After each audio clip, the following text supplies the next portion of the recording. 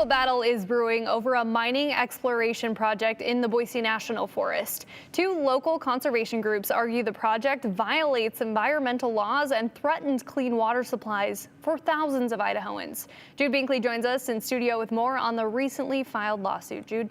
Well, Hunter, the Idaho Conservation League and the Golden Eagle Audubon filed the suit against the project, claiming the Forest Service approved it without proper safeguards for water quality and wildlife. Approved plans for an exploratory drilling project could bring changes to parts of the Boise National Forest. Idaho is such an amazing place to live, and our environment is more precious than anything.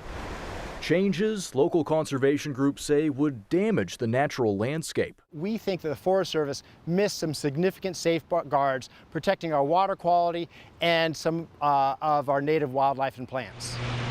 The Idaho Conservation League and Golden Eagle Audubon filed a lawsuit against the Boise National Forest over their approval of the Kumo mine exploration project. This exploration plan is all part of a mining proposal to look at the feasibility of an open pit molybdenum mine up in our headwaters. The project would build new roads, clear drill pads, and authorize drilling on land near Grimes Creek. And it's part of a proposal to establish an open pit molybdenum mine. We're concerned that hazardous materials from high-risk mining operations often can leach out of the site and travel downstream to downstream communities. John Robison, Public Lands and Wildlife Director for the Idaho Conservation League, argues the project's impact would go well beyond Grimes Creek, a watershed that feeds into the Boise River. All the rivers and creeks in that area flow downstream into the Boise River watershed.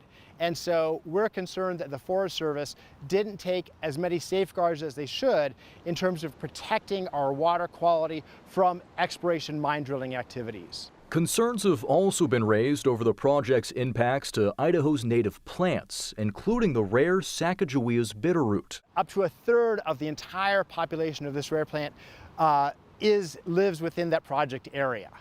So we're concerned about impacts from road construction, from drilling, from disturbance, from noxious weeds on that plant population.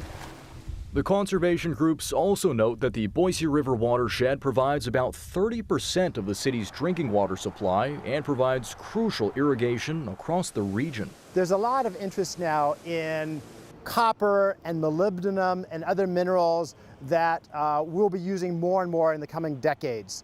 But there's another thing that's going to be even more critical and more rare and more important for our communities, and that's clean drinking water.